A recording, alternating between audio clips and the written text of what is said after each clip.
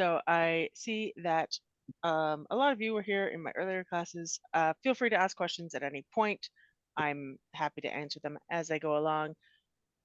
Um, and I'm coming up on uh, 29 hours of no sleep. So I'm hoping for a nap after this class. If I seem rambly and out of focus, that's why. I couldn't sleep last night. Don't know why. Just couldn't. So I'm here though, and I've had a lot of fun so far, which is great. Um, but yeah, I also have never actually taught this course before, or this class, and so this is my first time.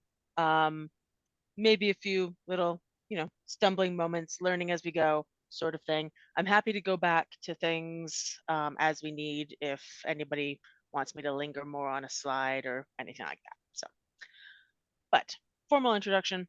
I am Isabella da Firenze. I am from the Barony of Sigurd in the Principality of Thierry in the Kingdom of Antir, and over on the west coast of Canada specifically, since Antir is huge. Um, I love indigo dye and specifically Japanese indigo, which then got me into Shibori. And so I'm really looking forward to uh, I'm really looking forward to teaching this. And I'm really glad that I managed to put it together in time. So that's good. All right. A quick little look at what I planned for today. Just a brief what is Shibori? History techniques. I've specifically separated it out into these three, and I will explain why as we get to them. And then a little bit of a demo. I have some items to show and some techniques that I'm hoping I can make work with the camera. We're gonna try it and see. Um, I thought about setting up a second camera, but it was way too complicated for me to get into last night when I was thinking of it. So we're gonna just see what we can do today. Um, this is intended as a like brief introduction to the extremely wide world that is Shibori. So some of it people may know already. That's great. Hopefully you learn something new. So what is this Shibori thing that I keep talking about? That looks like tie-dye. You're right, it does. Um, it is to a point.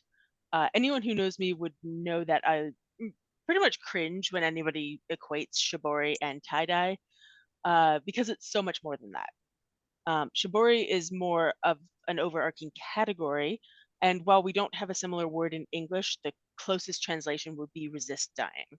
So that's where it's a traditional method of dyeing textiles with patterns. Many of you were in the katazomi class that just happened. That is a method of resist dyeing. And there's a variety of methods that you can use. But the core idea is for certain parts of the fabric to resist getting dyed, basically. Um, you can use like wax or paste or some sort of mechanical resist method like tying or um, other types of binding, clamps, things like that. Um, and there's also a more modern method that uses a chemical agent that we're not going to get into. Uh,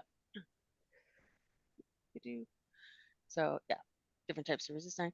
And shibori comes from um, the verb root shiboru, which means to wring, squeeze, or press. So it's emphasizing the action that is performed, and it's the art of manipulating fabric, taking a like two-dimensional piece of cloth and giving it a three-dimensional form by folding it, crumpling it, stitching it, plating it, or plucking and twisting it. Basically, doing all these sorts of three-dimensional things to make patterns. When the cloth is returned to its two-dimensional form, the design that emerges is the result of the three-dimensional shape, as well as the type of resist and the amount of pressure that was exerted by whatever secured the shape during the cloth's exposure to the dye. So in the end, yes, shibori and Western tie-dye are similar, but I personally would classify tie-dye under shibori, like as a type of shibori. Um, though there are some places on the internet that would classify them the other way around, as shibori is a type of tie-dye, but we have preferences, and mine is to say that tie-dye is a type of shibori. So, a very brief look at the history because there is simply too much to go over. Um, I know at the end of the last class, it was like she's going to do a an hour on the history of Katazomi, and it's like, yeah, you could do an hour on the history of any of these, any at all. Um, so, very briefly with Shibori around the world, because Shibori is a Japanese word, resist dying is not a purely Japanese concept, of course. There are a variety of resist dying methods around the world that are similar or even identical to the traditional Japanese ones. So we have South America, we have Amara from Amarar to Thai, um, from 700 to 400 BCE. I believe this picture is actually of Amara. It's a more modern piece because I was trying to find excellent pictures and failing miserably. Uh, but it gives you an idea of uh, the the complexity of designs that you can get with resist dyeing. In India, you have Bandhani from the 6th and 7th century. In Southeast Asia, you have things like batik, which is a type of wax resist, I believe, and ikat, which is actually about using the resist method on the yarn itself or the on the thread itself before you weave it. So you're actually wrapping the threads and then dyeing them, and you're doing it in such a way that when you weave it, a pattern emerges, which is honestly insane to me. um, and you can do it where you can either do just the warp or just the weft, or you can do double ikat, which is even worse. It's so impressive what these artists can do, honestly.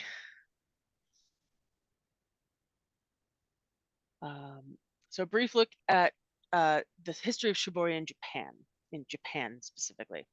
Uh, Arrival from China. A lot of things arrived from China. It possibly came over alongside Buddhism and writing. Um, but it was also originally called Yuhata, which speaks to it existing in Japan before Chinese contact, because Yuhata is a native Japanese word that was given Chinese characters. So if it had been a foreign concept, they likely would have given it a foreign word. So that's the argument that I've seen in a couple of places, and I'm not sure if there's ever been a resolution of that, but it came over a good, you know, many hundred years ago in about the Nara period, perhaps earlier than that, especially if it was original to Japan. But or maybe not original to Japan, but if Japan had developed it independently of contact with the Chinese, for sure we know that there were items from the Nara period that were not of Japanese origin, because in about 749, the emperor at the time abdicated and took religious vows. And then after his death, several years later, um, all of his household and personal possessions were donated to a great Buddhist temple, and they were placed in a wooden storehouse that where they remain today, which showed three different types of this resist dyed fabric, and many pieces were of non-Japanese origin. So we do know that at that point there was stuff from outside of Japan that they had brought in or had been given to them or anything like that that was very obviously not of Japanese make from the same time period. Um, as we moved into the Heian period, um, shibori started to spread further, and it was used more and more for fancy garments and even just regular garments. And it appears in many 12th century paintings, and so this is how we know how much wider it had spread at that point, was because of this proliferation of art showcasing it. Up to the Muromachi period, uh, this the version of stitched shibori started to develop, which is a very particular and very intensive version of shibori, and it requires almost as much logistics as ikat does. Honestly, it requires a lot of planning for figuring out how your patterns are going to work. Of course, there's the Edo period where the word shibori actually comes into use sometime in there. To our knowledge, anyway, that's when it's recorded. And it's where most of our extant pieces are from, or later than that, because of just the way Japanese scholarship really works, where a lot of our information is from the Edo period and the Meiji period and, into present day, rather than anything before that. Or it's harder to get stuff from before that, really. Okay. Um, Looking into techniques, and I'm going to try and go through these a bit slowly. I'm starting with probably not the most well-known one, but it's the or of the three, Kokechi, which is the last one I'm going to go over, is kind of the most prolific. That's the word I wanted. It's the most prolific. Um, so I'm starting with Rokechi, or as it's kind of now called, Roket Suzome. Suzome, there we go. Forgive me if I butcher any of these. I'm trying my best. Um, and this is a more of a like wax or paste resist. And so you've got several types. You've got your katazome from about 7th century, which I don't know how well. Obviously, there was just an hour-long class on it, but in case you weren't a part of that, there's it's based on stencils that give repeating patterns. This middle piece that I have here, I believe, is katazome, the blue middle piece. Uh, Yuzen is stencils, but non-repeating patterns um, from about the 17th century, so it's significantly later. Your Bingara is the really brightly colored one on the right, which is you're using stencils, but it's a repeating pattern, but it's way more extravagantly colored than a lot of the earlier katazome, at least, and with more open space. So the katazome you can see is a lot more uh, pattern after pattern after pattern, whereas the Bingara is a lot more open. And then you also have the Tsutsugaki, which is about pre 1600s, and that is actually tube applied paste. So all of the others, you have stencils that you're either applying like wax or paste around or inside, depending on what you're trying to do. With the Tsutsugaki, there we go. It's a little more freehand, and it's actually coming out of a tube that you're just kind of painting on. um, and similar to yeah, like the batik in Indonesia. Do I have anything? No, I have other ones for that. Okay. So that's just a general overview of the Rokechi. It's not my forte. I haven't delved into that as much. I've delved way more into the Kokechi, or the specifically the Kanoko Shibori, which we'll go over in a minute. The Kyokechi, um, I say Kyokechi and Ichijime because they are not the same, but they are similar. And a lot of sources have just kind of combined them as the same thing. But this is about it's clamp resist, or board resist, that sort of thing, where you're basically folding cloth up and placing it between two boards.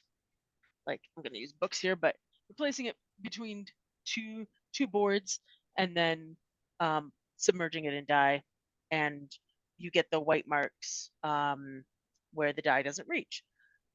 Now, Kyokechi is one of the, well, both Rokechi and Kyokechi have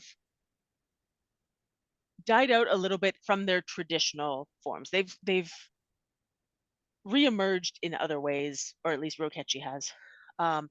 Kyokechi has sort of reemerged as this Ichijime, but it's not the same because as you can see from these pictures, the Ichijime is this top one where it's very plain. And it's, there's nothing wrong with it. It's a lovely picture. It's a lovely piece of fabric and it's a great pattern. But the bottom one, it used to be carved boards that were basically like stencils, except you would clamp the fabric in it and then either in some sources it seemed like they would pour dye through the top because there were holes in the top and it would run out the bottom, or submerge the thing um in dye and it would basically do the same thing, but you were submerging the whole thing, the whole like kit and caboodle. And you'd get these really intricate patterns. Um, this particular one is actually from a similar Chinese practice that I can't remember the name of, but uh, it's the boards are oh, there it is. I actually wrote it down. I'm smart. I don't know how to pronounce it, but I wrote it down. Um, they were identical motifs but mirror images, and so you would lay them out, and then you could fold the cloth out, and you'd have the full pattern. Whereas the ichijime, as I said, it's plain boards. They're clamped onto folded cloth. Um, and then there's also this slightly um, newer thing, which is closer to traditional kyokechi, but it's from the 17th century, and it's specifically board clamp resist dyeing in red. I'm not sure why it's specifically dyeing in red, but it is.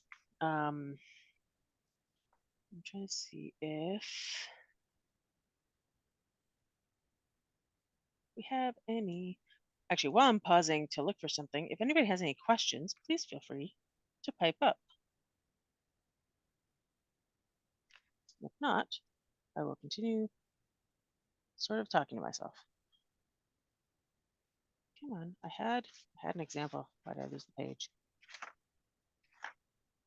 Mm,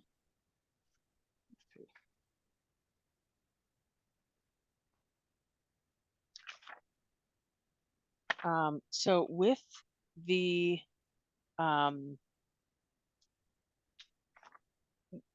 with the clamp resist, you can also do things that are similar, but I'm not sure how uh, how accurate it is. When I was doing this, I had the option of either separating it out this way, which felt a little more true to the traditional aspects, or setting it out the way this book kind of does, which this is the book.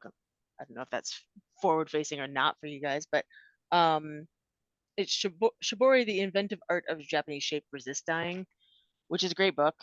It has so many examples that are amazing. Um, but yeah, here you can see like there's some board clamping um, triangles there, and so you would fold the cloth into like four parts or so, and then just clamp it together with boards. You can do it modernly with popsicle sticks if you want. I've done that before. Um, and actually, here's a really good example of. So I can do that. Will you show? So there's the boards kind of clamped over it, and like how you're folding and then putting it together between boards.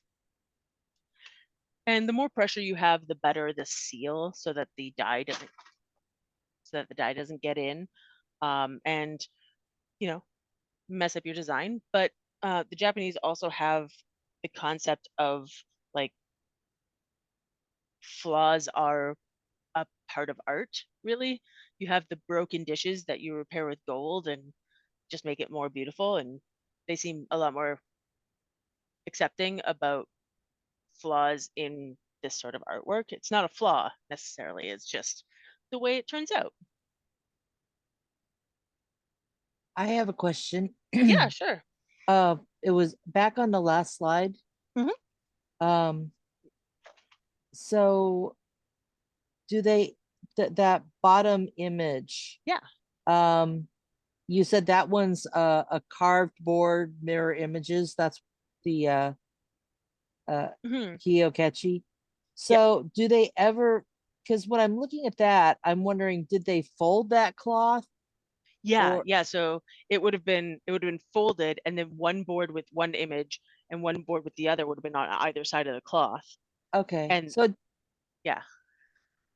okay, that's what I was thinking, but I wasn't sure. Like I thought, Hmm. oh, the plain boards could have folded cloth. I mean, and something that detail, you couldn't fold that many times. You couldn't fold too many No, times, right? Because then you just no. lose you that compression is what keeps the Yeah, pattern clean.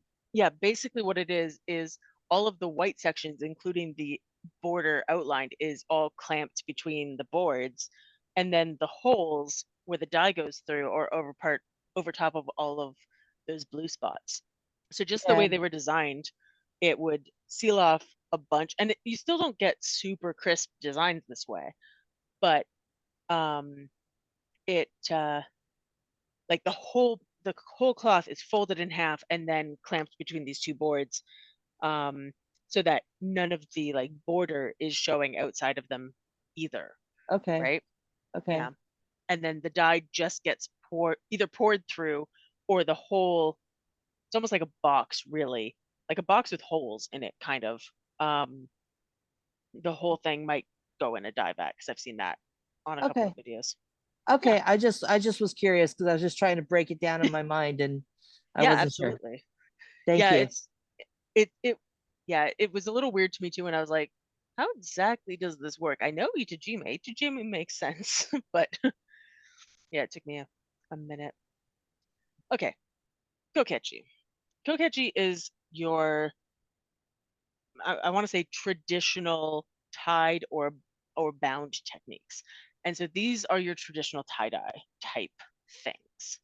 Um, and I mean, over here on the side, um, you've got your rings or your nemaki, which is these kind of thinner white circles around darker blue spots. So they're like rings, right? You've got your dots, which is the kanoko.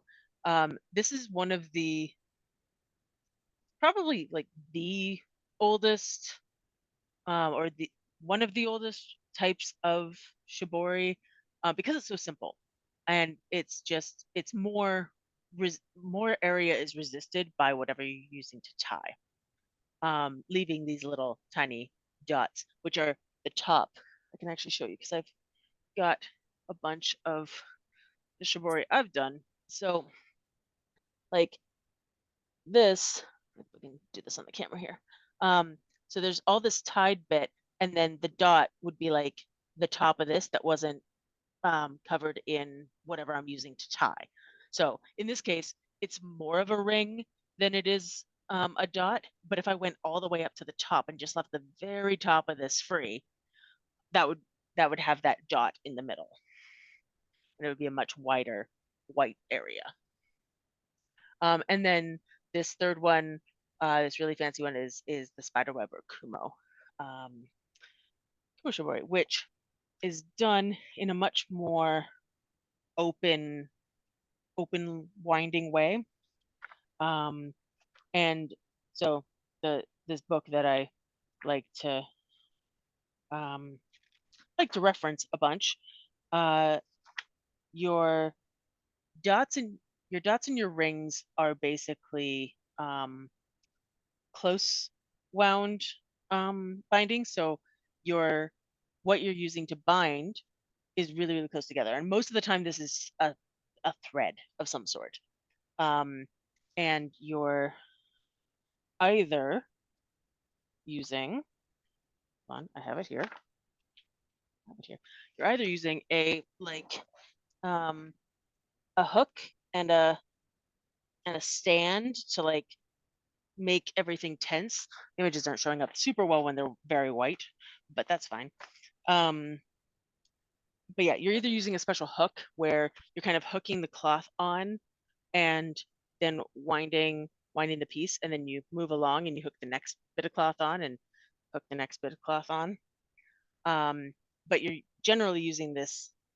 Um, in my case, it's very fine silk thread, which tears my hands up something awful when I'm trying to pull it tight enough to not break it, but also to get enough pressure on the actual fabric.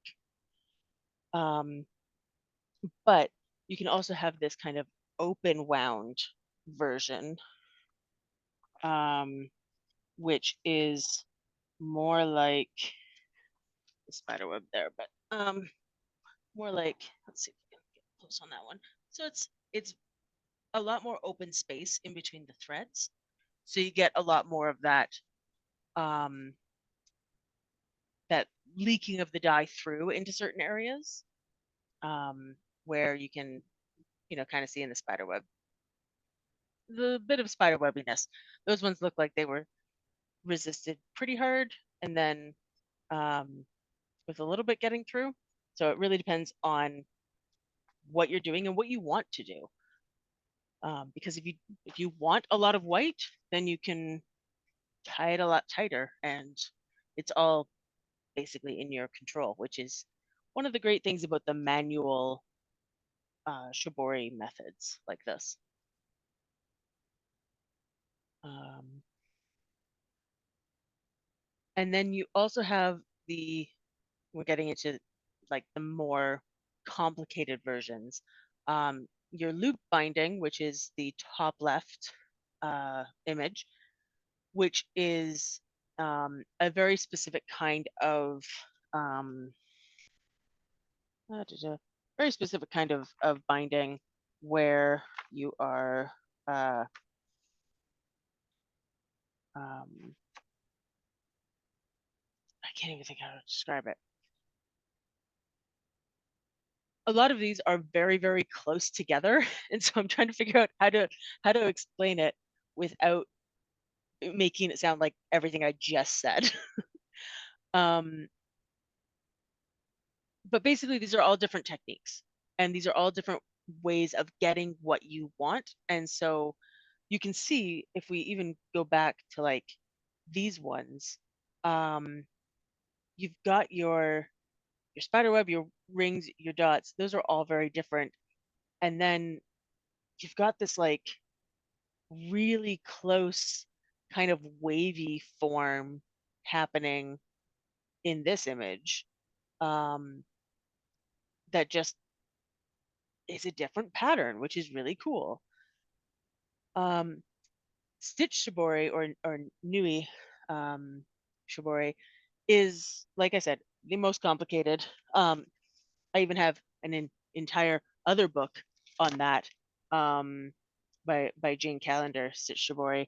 Uh, it requires so much planning that I'm not good at sewing in general, and this just requires figuring out what you even want it to look like first, which is hard for me.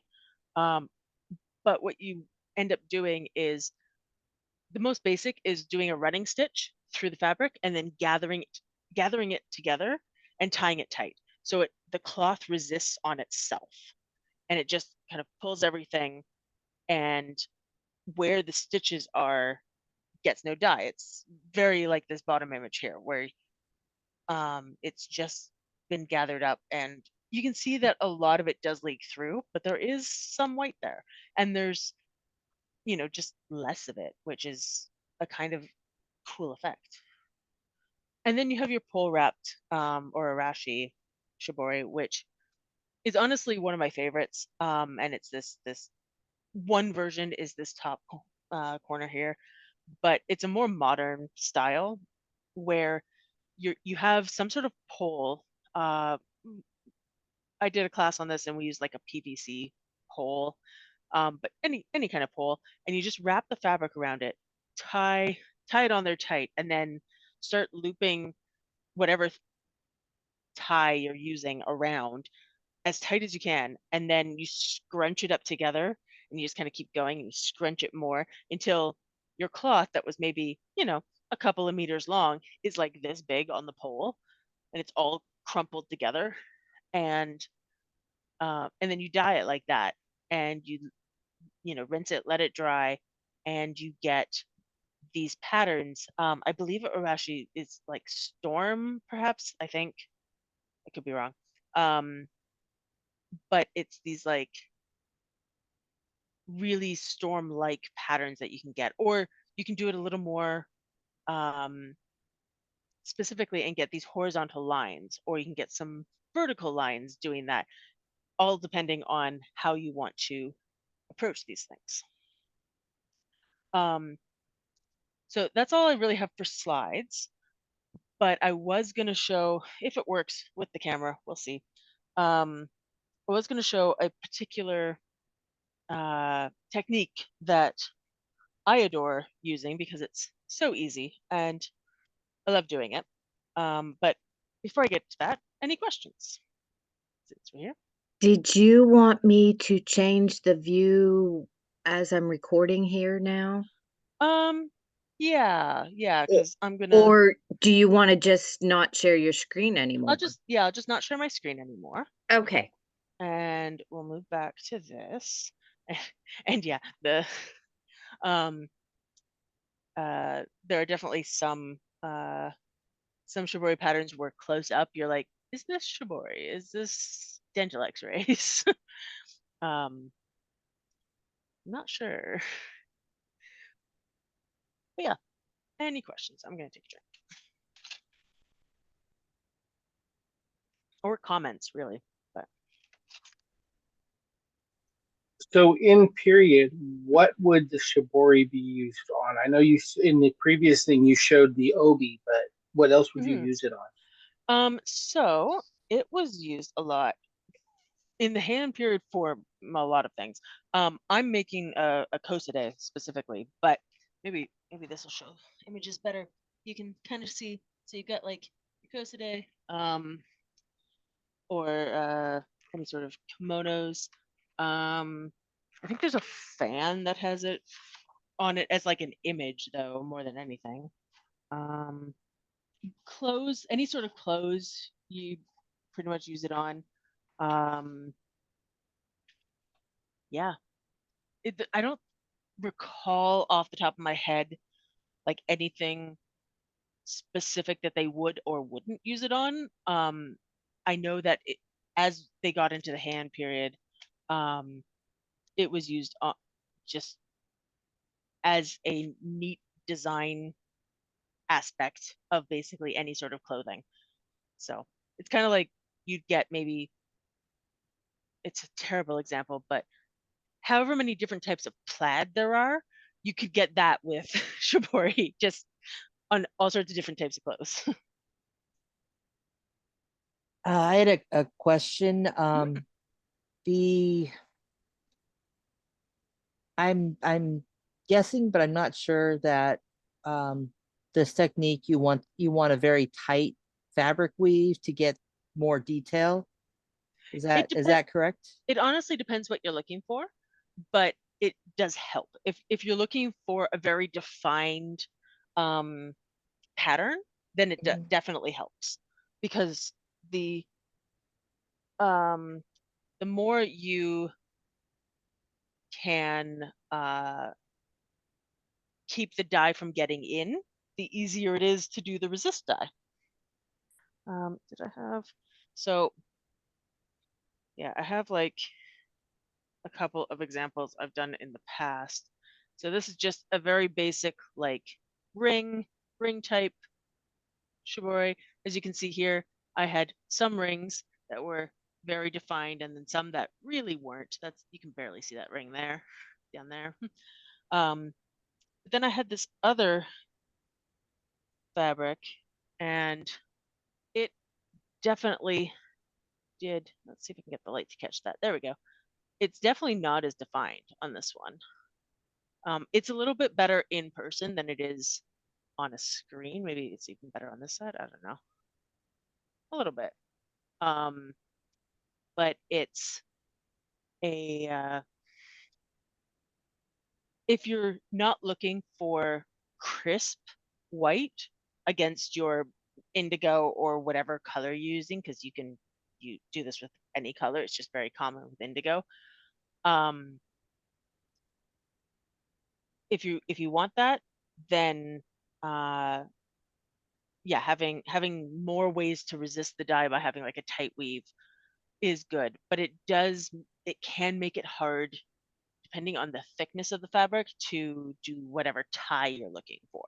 If you're doing itajime with clamps and boards or something like that, it's not quite as difficult. But actually, if I show you, I'll show you what I mean by it can be difficult, because some of you will have seen this picture because I just showed it in my last class. But oops, and that one over there. Thank you.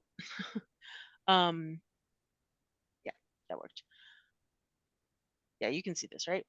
Mhm. For some reason, it's not lighting up on my screen. That's fine. So this is a Japanese obi that I wove, and the weave was quite tight.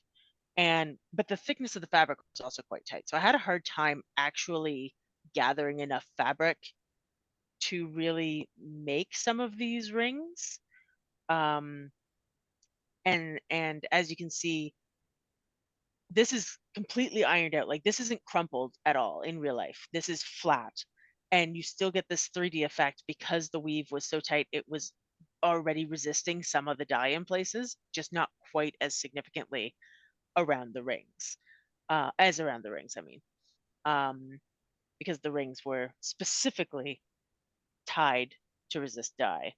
And then just everything else was a lovely, lovely happenstance, really. Thank you. Yeah, no problem.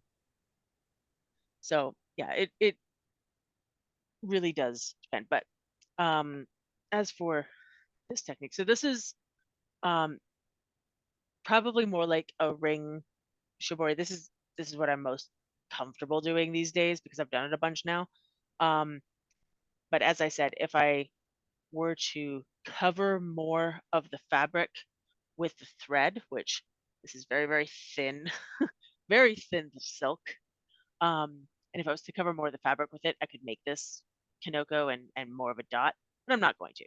So you gather up some fabric. Let's see if I can get closer here. And you're just gonna wrap around a bunch of times. You're kind of gonna pull it as tight as you can without snapping the thread. And it's gonna be as tightly collected as you want it to be together. So it's really hard to see, I can tell. But I'm not doing the open wound. So I'm not doing the spider web where it's fine if it's not all together. Um, I want this to be a ring as opposed to, um, a different lovely interpretation, but not the one I'm looking for. And then there's a tying technique that is really good for shibori, where it's basically a slip knot that you do, because you kind of just, you probably can't see this, but I'm going to do it anyway. You're tying a slip knot, and so that means it's not going to unravel. Everything's fine. I can move on to the next piece, right? And I can just keep going. And these are all connected.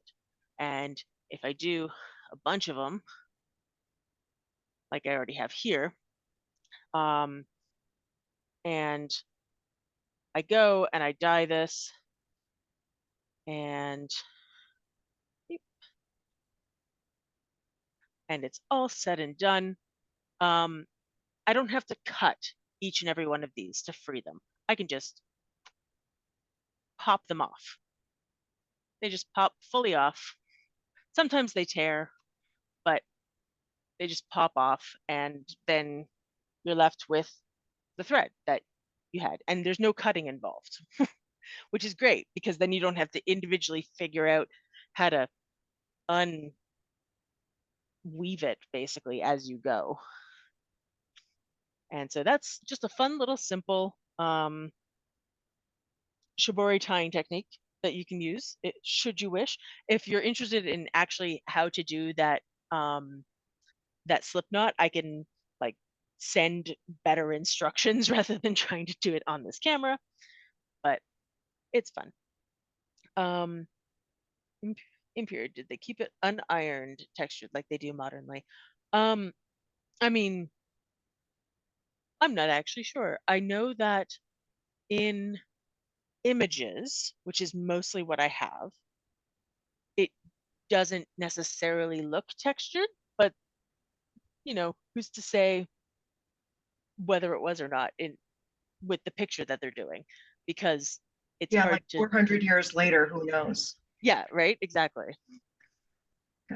Because I took a Shibori class at the local Japanese Cultural Center, Mhm. and they were showing like this woman had this modern piece, but it was like, all the little tiny bumps, Mhm. and they were all bumpy. And it was like, oh my God. Right, yeah. And I mean, there's they do a similar thing these days called bubble shirts. I don't know if anybody's ever seen those, but um where uh at the very least when I did it, I did a dye class I um where I got one of these, and it's a shirt that's all done up like that so that it when you're done dyeing and it dries and you open it, it does have all of these like little bumps through it because it was tied up forever. Excuse me. Um, and like my instinct would be that yes, we have modern um like modern appliances like washers and dryers and irons to help smooth all that out. But I do think that given some washing, it probably would start to smooth out. And when you hang it and you can like block things to like stretch it out and make it less bumpy like that, I think there would be some techniques that they would use. That's my educated guess at this point.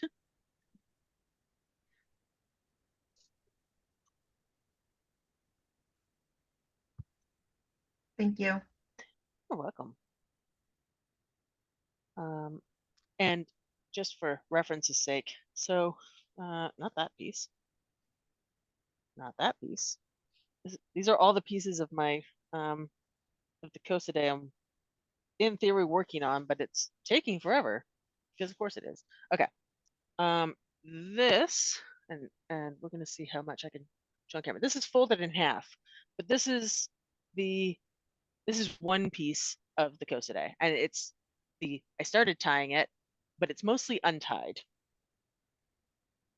This started the same length, and now folded in half is like this big.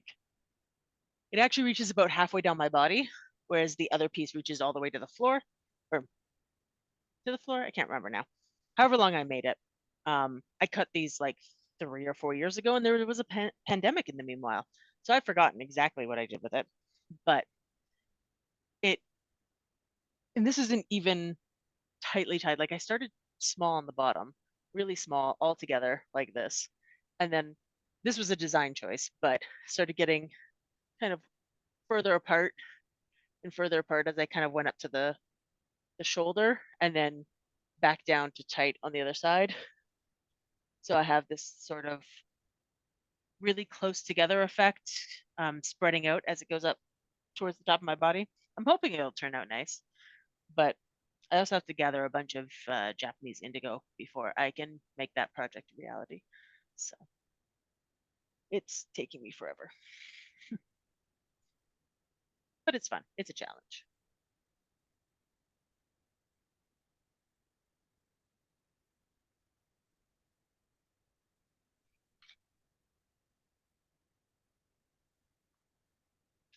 Okay, well, nobody else has any questions.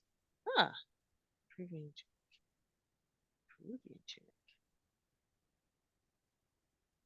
Inlet. Did not like the link.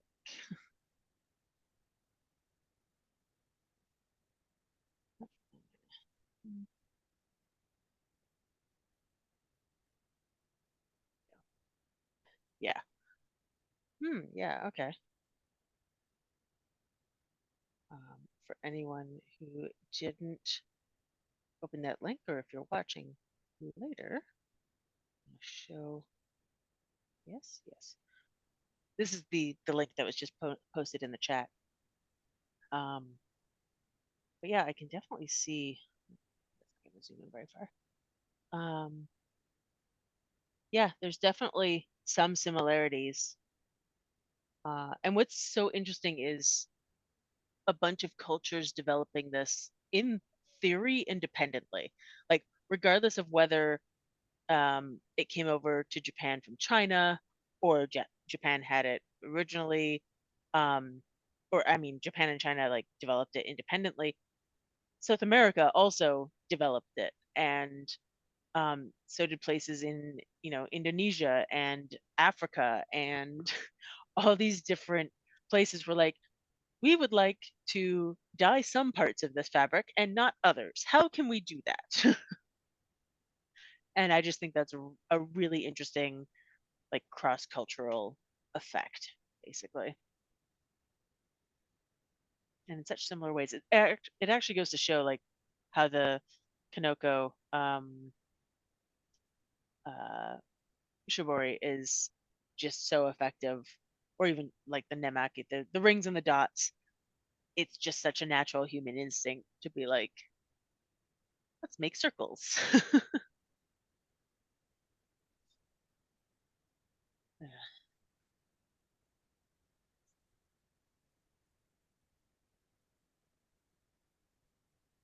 But yeah, and actually, since I have a few minutes, I just want to see if I can find. I tried to find a picture that would work before. Oh, actually, this picture is great. I can actually open the picture. That'd be good. Thank you. Okay. Tried to find a picture that would work well in a presentation, and I couldn't really find one for ECAT, but I really like how this shows it because like this isn't all necessarily put together because I think this is still just hanging, but like this is how it would be woven. Like you resist certain parts and you dye others and then you weave it together to get this pattern, but you have to know the pattern in advance so you know what you're resisting with which parts you need to resist with the dye. And I just think that's really cool for the ECAT. It is a significantly different process than Shibori because Shibori is about cloth that you're resist dyeing, and this is you know, the yarn or the thread or whatever that you're resist dyeing, but it's also very similar in generic principle. And I like it. I saw some people working on a very intricate um, pattern with ECAT dyed um, yarn when I was in Southeast Asia, and it was just my brain couldn't comprehend it. Everything was hanging up like with for the pattern that they were doing, and I just couldn't comprehend how they could figure that out.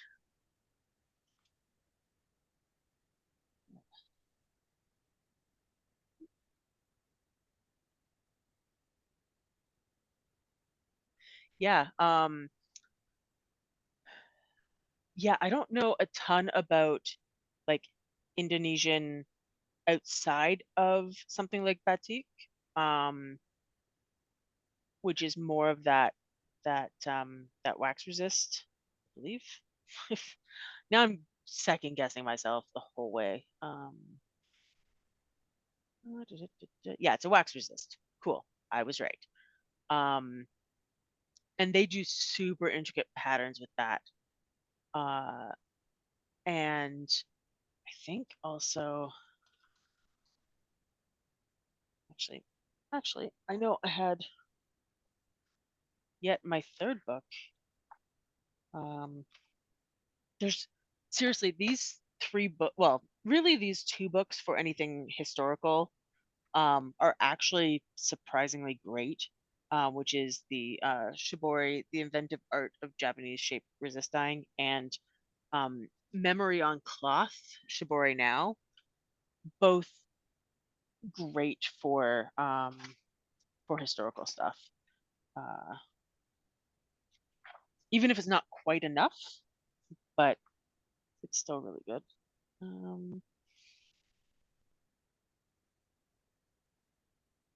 So yeah, it seems like they had a lot of the like tie dyeing as well, like the specifically um Kanoko, not Kanoko, Kokechi, the Kokechi uh types, and some of the stitched as well. I don't know if you can see these, but this book has a lot of really great images. So these ones are like they're not in color, so it's also hard to tell, but you can kind of see the patterns there that that they would have in. Those are from different African countries. So like one of the first ones. Some of them are newer too, um, but yeah, they it's a lot of the same things. I think just with different colorations as well. Ooh, yay! Thank you. That's a good link.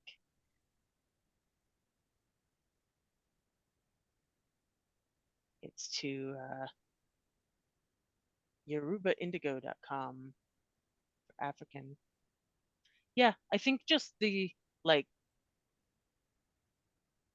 overall, there are only so many techniques you can use to resist dye something. However, the way you use those techniques is influenced by whatever culture you're in or studying or specifically trying to use. So you get a lot of um, batik, for instance, with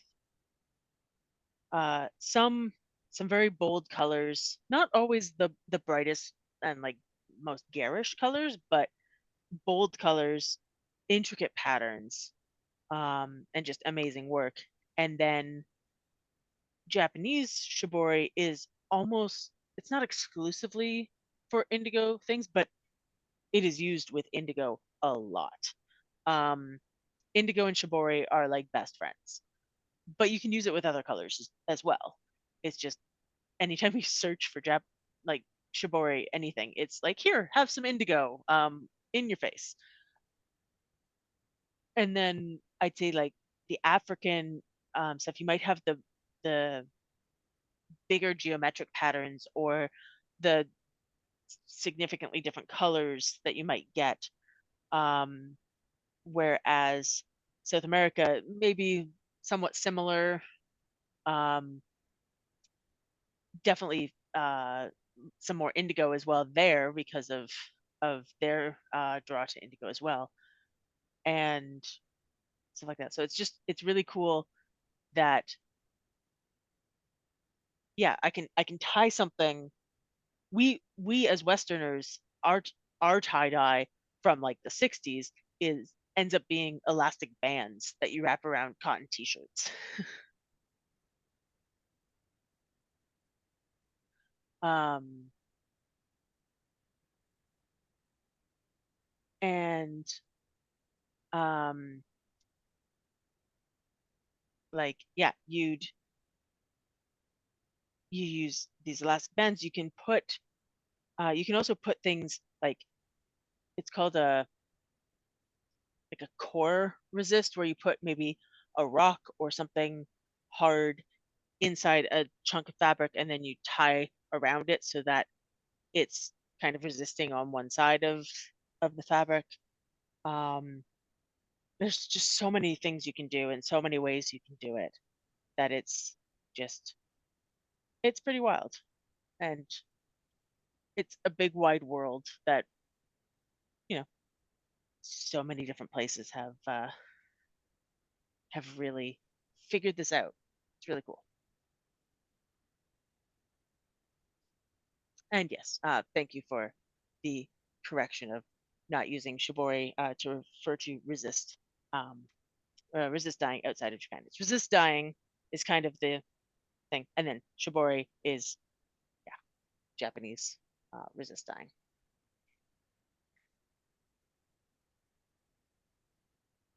Okay, well, there are no more questions. I think we're at the end of the day. Don't know if there's like a go back to the social room or if we were just kind of done, but thank you all. We can probably stop the